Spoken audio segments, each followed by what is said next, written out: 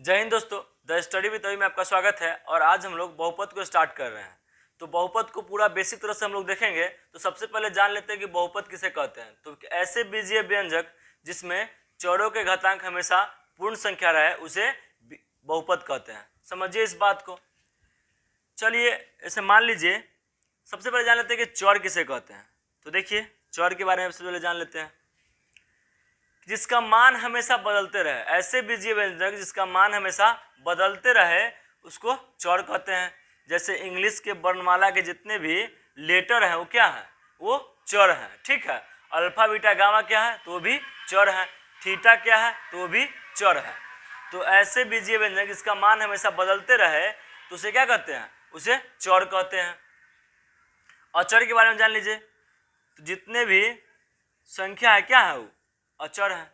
1 2 3 4 5 6 7 8 9 10 0 सब क्या है, अचर संख्या है। और चर को जान लिया आपने। अब देखिए घात को समझिए सबसे पहले। ठीक है, इसमें चर के बाद घात शब्द आया है। घात को समझिए।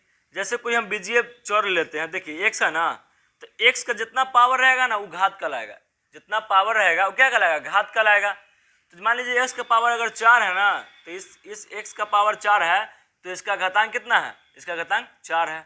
अगर x का पावर 5 है तो x का घातांक कितना है, तो 5 है। यहीं पे गुणांक को भी समझ लेते हैं।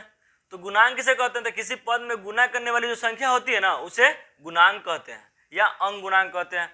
तो मान लीजिए कि इसमें अगर हम 4 से गुना कर देते हैं x में तो कितना हो जाएगा, 4x। तो जो 4 है ना ये गुणांक है, ये 4 क्या है, गुणांक है। और x का घात कहाँ है इतना, तो इस पर घात है 1 जो कि छुपा हुआ है ना, छुपा हुआ। एक हमेशा घात छुपा हुआ रहता है, चाहे गुणांक में हो या घात में हो, एक छुपा हुआ रहता है। ये बात समझ में आ गया होगा आप लोग को। तो ऐसे बीजीय व्यंजक जिसमें चौरों के घातांक हमेशा सदैव पूर्ण संख्या रहे उसे बहुपद कहते हैं। बहुपद समझ में आ गया होगा। अच्छा, बहुपद के एग्जाम्पल को देखते हैं हम लोग।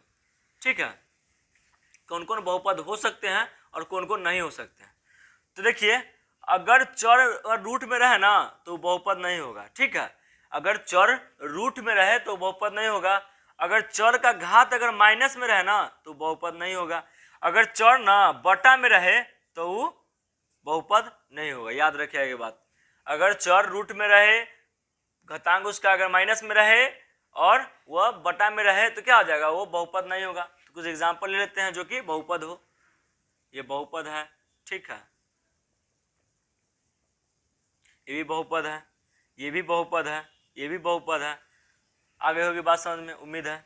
चलिए आगे बढ़ते हैं।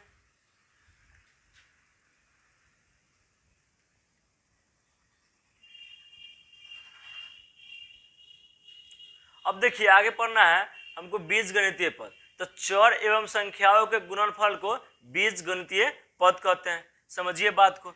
जैसे मान लीजिए 5 है, यानी कि कोई संख्या ले लिया हम, इसमें चर से गुना कर दिए तो इसको 5x हो गया। तो क्या कहलाएगा, ये बीजगणितीय पद कहलाएगा। अब देखिए इससे 6 है तो एक्स वाई गुना कर दिए, क्या हो जाएगा, 6xy हो जाएगा। तो ये क्या है, बीजगणितीय पद है। गुणांक को हमने समझ लिया। अब देखिए पद का घात। तो देखिए पद के सभी घात चर के घातांकों के योगफल को पद का घात कहते हैं। समझिए बात को। जैसे देख लीजिए 5x² y² z लिखा हुआ है। कितना लिखा हुआ है, 5x² y² z लिखा हुआ है। तो x का घात कितना, 2 है, y का घात कितना है, 2 है, और z का घात कितना है, 1 छुपा हुआ है। तो पहले बता चुके हैं हम। तो 2 2 4 और 1 5। तो इस बीजगणितीय पद का कितना हो गया, पद का घात कितना है, तो 5 है। तो इसी को पद का घात कहते हैं। तो पद के सभी चर के घातांकों के योगफल को पद का घात कहते हैं।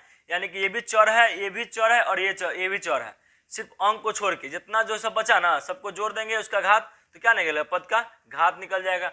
अब देखिए सजातीय और विजातीय। सजातीय उसे कहते हैं ना जिसका गुणांक अगर निकाल देंगे तो सारा पद बराबर हो जाए। ऐसे मान लीजिए कि 6 का पावर a² और -4 का पावर a² है। तो अगर गुणांक हम निकाल दे रहे हैं दोनों में से तो क्या हो जाएगा, देखिए तो a² और ये भी a² बचेगा ना, तो ये क्या हो, विजातीय सजातीय है। ठीक है, सजातीय है। और विजातीय का मतलब ये हुआ ना कि अगर देखिए जैसे 2 लिखा हुआ है a² 6a² और लिख दिया यहाँ पे 4a। तो देखिए इसका गुणांक अगर निकाल रहे हैं हम तो दोनों पद एक समान बचता है, नहीं बचता है। तो क्या हो गया, ये विजातीय हो गया। सजातीय में अगर गुणांक निकाल दिया जाता है तो दोनों पद समान हो जाता है, लेकिन विजातीय में होता क्या है कि गुणांक अगर निकाल देने पर भी ये एक समान नहीं होता है। तो चलिए आगे देखते हैं।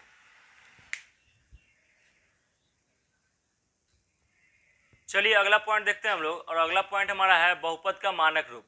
तो जब बहुपद के घातों को ना आरोही क्रम या अवरोही क्रम के रूप में लिखते हैं तो वो क्या कहलाता है, बहुपद का मानक रूप कहलाता है।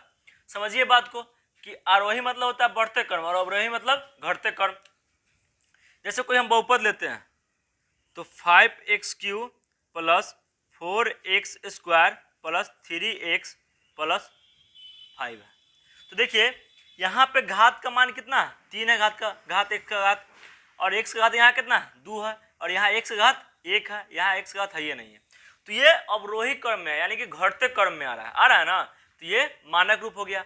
ऐसे बढ़ते क्रम भी अगर हो जाए, जैसे इसको उल्टा करके लिख देंगे 5 plus 3x plus 4x² plus 5x³, तो ये भी क्या है, ये भी बहुपद का मानक रूप है। कहने का मतलब यह क्या है कि चर का जो घात होना चाहिए ना, वो क्या होना चाहिए, वो बढ़ते क्रम में होना चाहिए ना, तो घटते क्रम में होना चाहिए। तो क्या कहलाएगा, वो बहुपद का मानक रूप कहलाएगा। अब बहुपद का वर्गीकरण हम लोग देखते हैं। तो बहुपद का वर्गीकरण हम लोग दो तरह से करते हैं।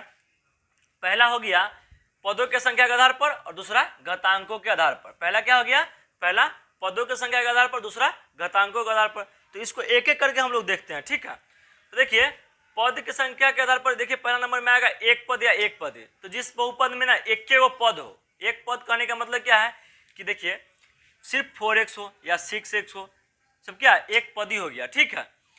देखिए दूसरा में क्या है, द्विपदी या द्विपदी बहुपद, द्विपद या द्विपदी बहुपद। तो जिसमें दो गो पद हो, यानी कि 6x प्लस 5 हो, ये क्या हो गया, द्विपदी हो गया।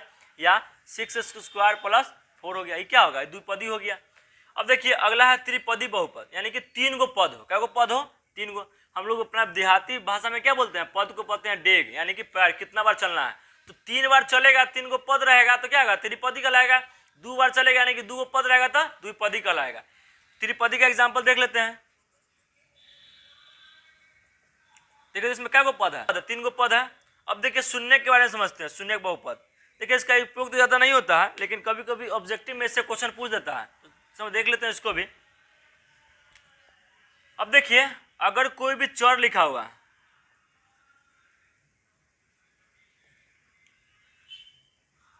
ठीक है, सॉरी इसको 6 को मिटा देते हैं। अगर कोई चर लिखा हुआ है ना, तो इसका अगर गुणांक अगर 0 होगा तो क्या कहलाएगा, वो शून्य बहुपद कहलाएगा। जैसे मान लें कि कोई भी संख्या से गुना होगा तो क्या होगा, ये 0 हो जाएगा। 0 हो जाएगा कहने का मतलब क्या होगा, ये शून्य बहुपद हो गया। अब चलिए घातांकों के आधार पर देखते हैं। देखिए पहला क्या है हमारा, रैखिक बहुपद। तो जिसमें जिसका घात क्या हो, 1 हो, घात कितना हो, 1 हो। देखिए तो कितना हो जाएगा, 4x प्लस 6। अब जो चर का घात कितना, चर का घात यहाँ कितना, 1 है, एक जो छुपा हुआ है, ठीक है। तो ये क्या हो गया, रैखिक बहुपद हो गया। द्विघात बहुपद देखते हैं। तो जिस बहुपद का घात कितना हो, 2 हो, यानी कि 4x² प्लस 4x प्लस 6। ये किसमें कितना, घात का अधिकतम घात कितना है इसमें, x का, तो 2 है। ये क्या होगा, द्विघात बहुपद हो गया। अब त्रिघात बहुपद को देखते हैं, जिसमें घात जो चरों का घात कितना हो, अधिकतम 3 हो।